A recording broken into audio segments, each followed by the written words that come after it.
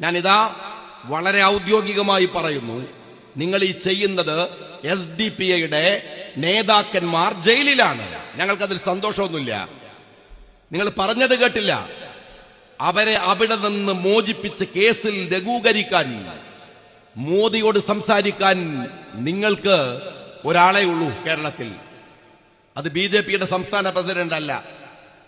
മോദിയോട് SDPIക്ക് വേണ്ടി സംസാരിക്കാൻ ഇന്ന് കേരളത്തിലുള്ള ഏറ്റവും നല്ല CJPക്കാരൻ അത് സഖാവ് പിണറായി വിജയനാണ്. ഇത് ഡീലാണ്.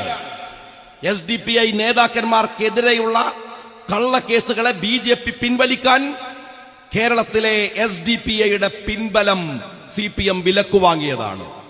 തീക്കൊള്ളി കൊണ്ടാണ് സഖാവ് പിണറായി വിജയ ഈ കളിക്കുന്നത്. ഇത് വർഗീയതയാണ്.